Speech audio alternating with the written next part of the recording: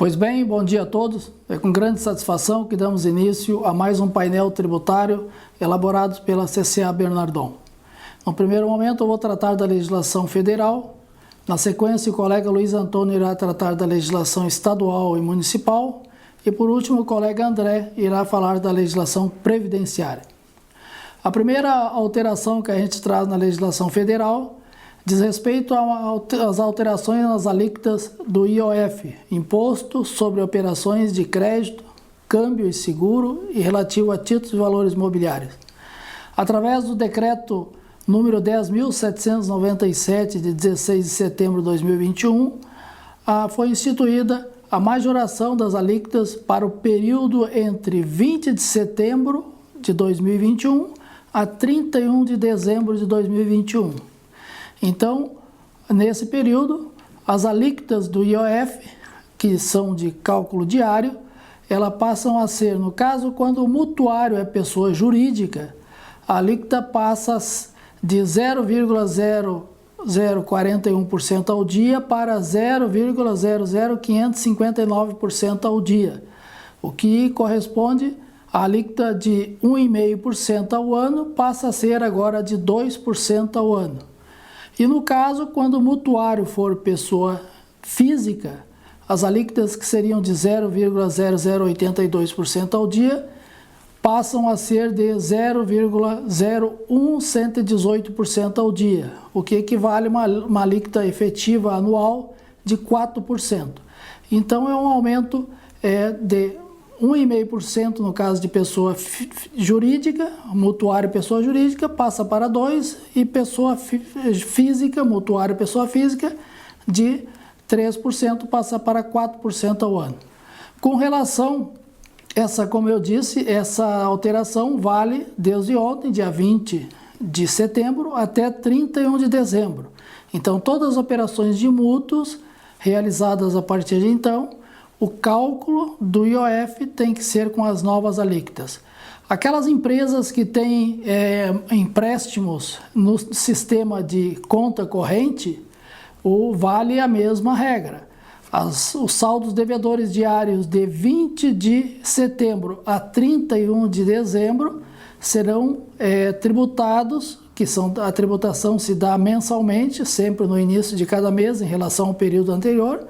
A tributação será com essas novas alíquotas. Então, os saldos devedores diários de 20 de setembro a 31 de dezembro, mutuário pessoa jurídica, alíquota de 0,00559% ao dia.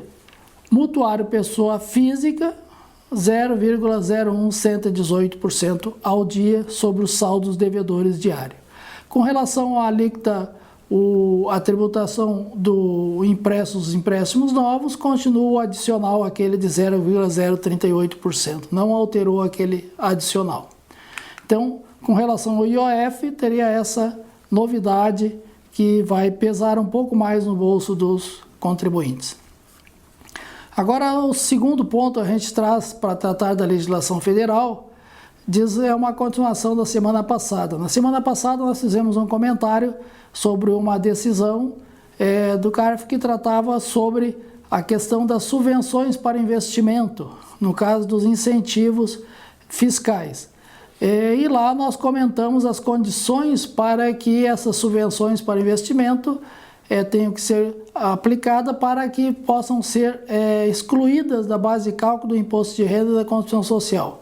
Em função daquele comentário, nós recebemos algumas consultas, e essas consultas vêm no sentido de a confirmação se para não tributar as subvenções para investimento, se é obrigatório, de fato, transferir o valor da receita de subvenção para a reserva de subvenção ao final de cada período fiscal, conforme o nosso comentário. De fato, a legislação estabelece que as receitas de subvenção, a condição para que elas não sejam tributadas para fins do imposto de renda, no LALUR, e para fins do LAC, da contribuição social, no LACS, a exclusão no LALUR, a exclusão no LACS, a condição é que no final do período fiscal, trimestral, anual, o contribuinte transfira a receita de subvenção da conta de lucros acumulado para a reserva de subvenção. Então é um lançamento que ele é obrigatório. Se não for feito esse lançamento ao final do período fiscal, trimestral, anual, a contribuinte não tem direito à não tributação dessa receita de subvenção. E a perda do direito de não tributar a subvenção se aplica inclusive no caso para as próprias contribuições de PIS e da COFINS. Então, um contribuinte que não cumpre com o que determina a legislação, que diz que a não tributação da receita de subvenção está condicionada à transferência para a reserva de subvenção, ele perde o direito da não tributação, inclusive para as contribuições do PIS e da COFINS. Então, a legislação assim o determina, não é um entendimento da Receita, é o que está devidamente expresso na legislação, e não tem como não proceder nessa transferência da reserva de subvenção de lucros para a reserva de subvenção. É um lançamento contábil que deve ser feito ao final de cada período fiscal, trimestral ou anual. Debita-se lucros acumulados e credita-se reserva de subvenção pelo valor da receita de subvenção. Aí aquela pergunta, e se o lucro do exercício for inferior à receita de subvenção? O legislador também já estabeleceu que se o lucro do exercício for inferior ao valor da receita de subvenção, a constituição dessa reserva fica limitada ao valor do lucro, sendo que o valor da receita de subvenção que ultrapassar o valor do lucro ficará sujeita à constituição da complementação da reserva no próximo período fiscal em que for auferido lucro contábil. Então, se, por exemplo, a pessoa jurídica tem uma receita de subvenção de R$1 milhão, certo? Esse valor vai ser excluído no LALUR no final do período fiscal e não vai ser tributado para fins do imposto de renda, vai ser excluído no LACS, não vai ser tributado para fins da contribuição social e também não vai tributar PIS e COFINS. Vamos supor que o lucro desse período foi de apenas R$600 mil. Então, há uma insuficiência de lucro em relação à receita de subvenção. Transfere-se de lucros acumulados para a reserva de subvenção 600 mil e esses 400 mil o contribuinte deverá anotar para que no próximo período fiscal em que for gerado lucro, ocorra a complementação da transferência de reserva de lucros para a reserva de subvenção desses 400 mil. Se houver novas receitas de subvenção nos períodos futuros, o tratamento é o mesmo. Então, essa obrigatoriedade da transferência de lucros para a reserva de subvenção é de lei e não tem como não fazer o cumprimento dessa determinação legal, sob pena de o contribuinte perder o direito de fazer a exclusão no LALUR e no LACS, e para fins de PIS e COFINS também. Também recebemos uma consulta se esses lançamentos que porventura não tenham sido feitos nos períodos passados poderiam ser feitos de forma extemporânea. Olha, a rigor, os lançamentos de forma extemporânea, eles têm validades para fins contábeis. Ocorre que aqui nós estamos diante de uma determinação legal que deveria ser cumprida no encerramento do exercício. Então, vai haver uma discussão com a Receita Federal que talvez, provavelmente, o fisco não irá aceitar um lançamento extemporâneo para um registro que deveria ter sido feito na época própria. E se não foi feito, talvez o contribuinte lá já tenha perdido o direito da exclusão. É uma discussão jurídica, mas quem não fez não tem outra forma a não ser fazer o lançamento de forma extemporânea para tentar manter o direito à exclusão da tributação da receita de subvenção. Tá ok? Então esse é o recado que a gente gostaria de dar hoje para a legislação federal.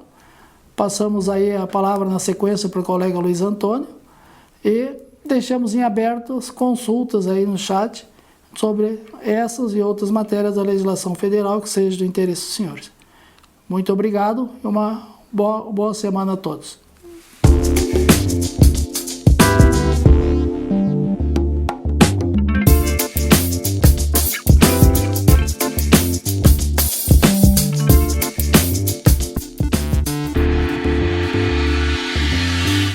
dia a todos. Então, dando continuidade ao painel tributário da CCA, nós passamos agora para as alterações vinculadas à legislação estadual do Estado do Rio Grande do Sul.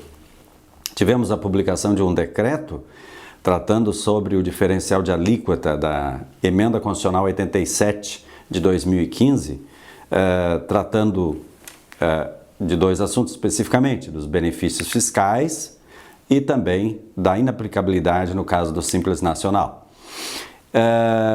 Em relação à Emenda Constitucional 87, esse decreto dispõe sobre a forma de aplicação do benefício da redução da base de cálculo e também da isenção do ICMS no cálculo do imposto incidente, né, relativo a esse diferencial nas operações e prestações interestaduais destinadas a consumidor final não contribuinte do imposto.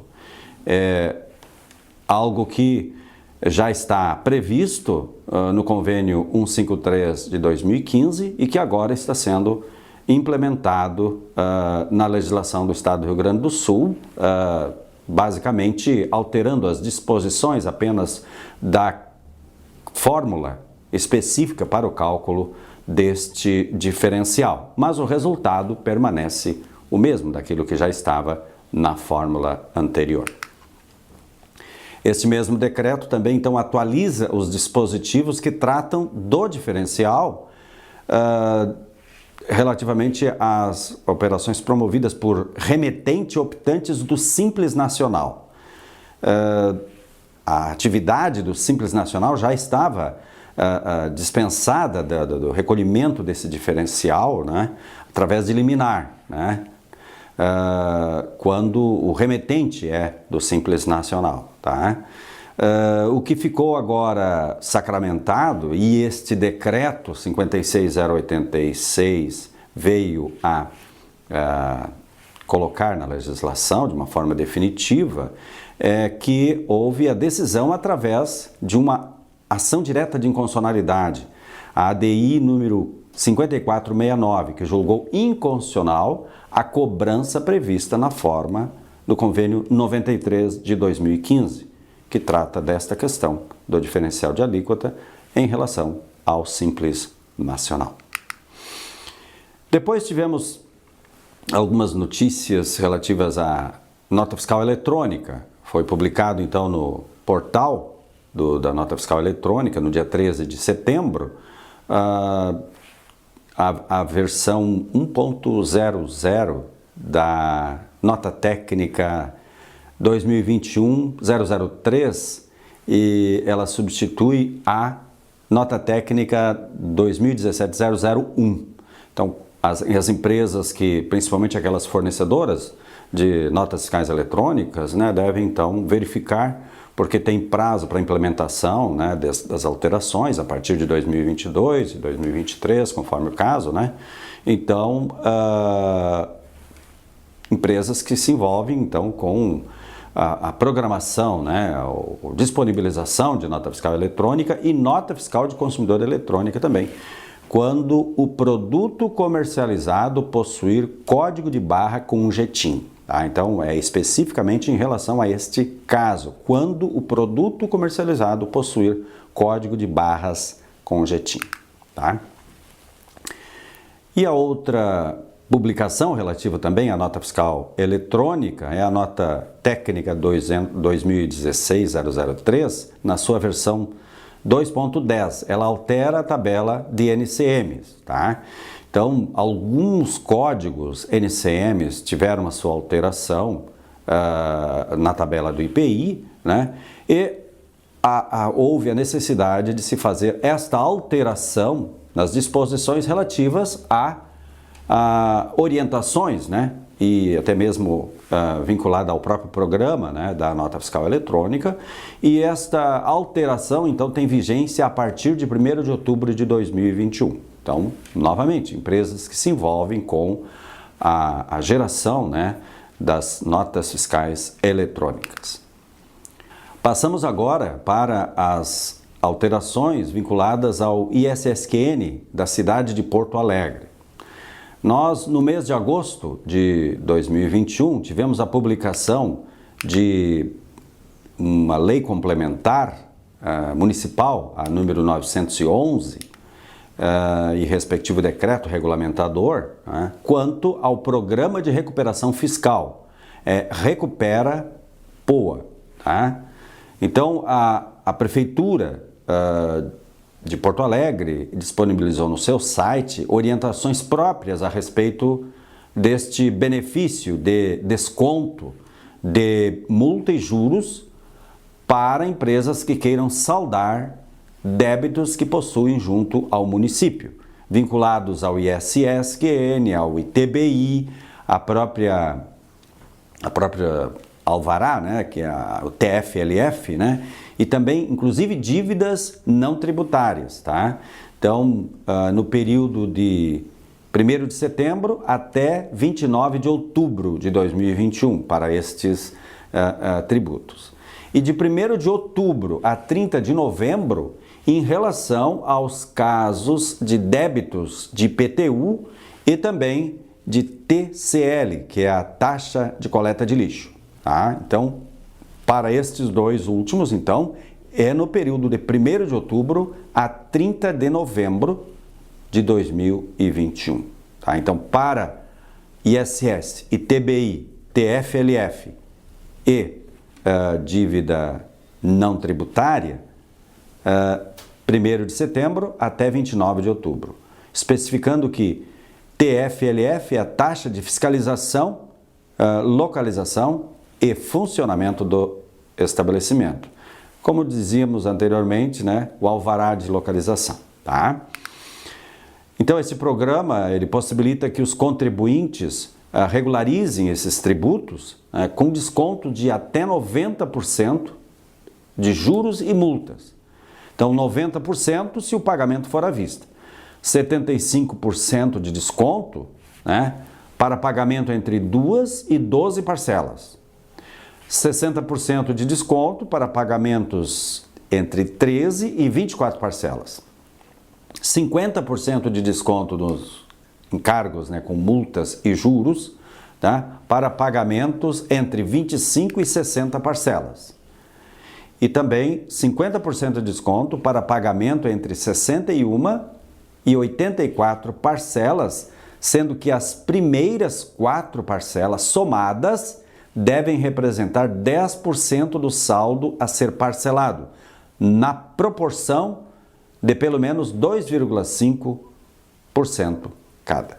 Tá? Então, são critérios que foram adotados na Lei Complementar Municipal número 911, respectivo decreto, né, para que sejam observados de acordo com o escalonamento das parcelas que o contribuinte pode optar, né, e assim o respectivo desconto.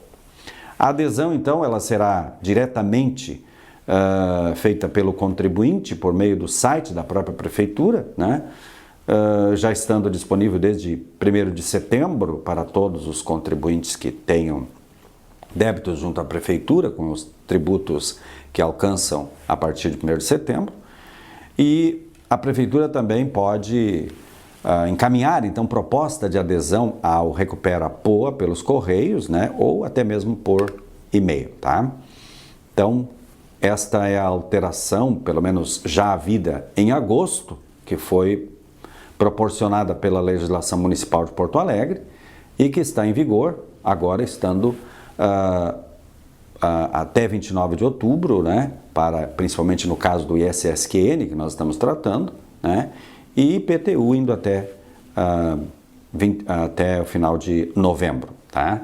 O decreto regulamentador que trata desse assunto é o decreto municipal 21.137, de 19 de agosto de 2021. Então, eram estas as alterações que nós gostaríamos de comentar, vinculadas à legislação estadual e também municipal. E agora, então, passo a palavra para o colega André, que vai tratar da legislação previdenciária. Uma boa semana a todos e muito obrigado.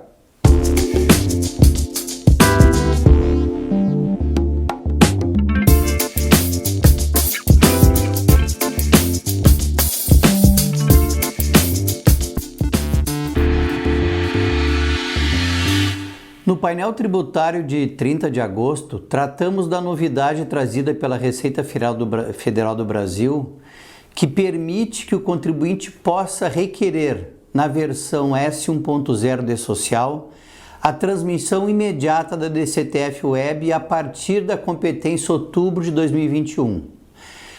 Na semana passada, tivemos a publicação do Ato Declaratório Executivo CORAT número 14, trazendo detalhes sobre essa nova funcionalidade.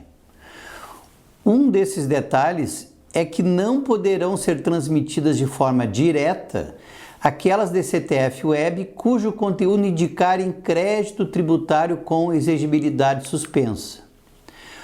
Outra informação trazida pelo ato declaratório é que, em caso de indisponibilidade do sistema que impeça a transmissão direta da DCTF-Web, será emitida mensagem com a informação de que a transmissão deverá ser feita por meio do portal do ECAC. Caso se verifique erro no arquivo de encerramento da escrituração do E-Social que impeça a recepção da apuração, o indicador de transmissão direta será desconsiderado. Importante ressaltar ainda outros dois aspectos. Primeiramente, que mesmo com essa nova funcionalidade, o contribuinte que optar pela transmissão direta ainda precisará acessar o ECAC para gerar o DARF. Outro detalhe importante, que os contribuintes obrigados ao envio da FDRINF que desejarem utilizar a transmissão automática da DCTF-Web precisarão fazer o fechamento da FDRINF antes do E-Social. Outra novidade que selecionamos para o painel tributário dessa semana refere-se à opção dos contribuintes pelo regime da CPRB, que é a Contribuição Previdenciária sobre a Receita Bruta. A Receita Federal posicionou-se em relação à validação da opção dos contribuintes optantes pela CPRB. Segundo a solução de consulta número 4025, essa opção deve ocorrer por meio de pagamento realizado no prazo de vencimento da contribuição relativa a janeiro de cada ano ou a primeira competência subsequente para o qual haja receita bruta apurada, não sendo admitido o recolhimento em atraso para fins de opção pelo regime substitutivo, ao da incidência sobre a contribuição da folha de salários. Então, o que significa? Que o contribuinte que desejar optar pela CPRB, que é uma contribuição substitutiva à da folha de salários, tem que realizar o recolhimento da competência janeiro de cada ano, porque a opção é anual. Esse recolhimento deve ser feito em dia, não pode ser feito em atraso.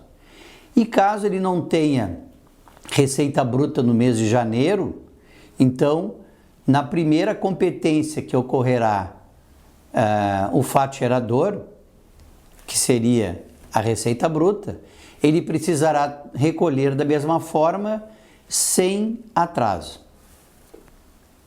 Com isso, concluímos as informações que gostaríamos de transmitir a vocês no painel tributário de hoje. Agradeço a participação de todos e desejo-lhes um bom final de manhã e uma ótima semana. Muito obrigado.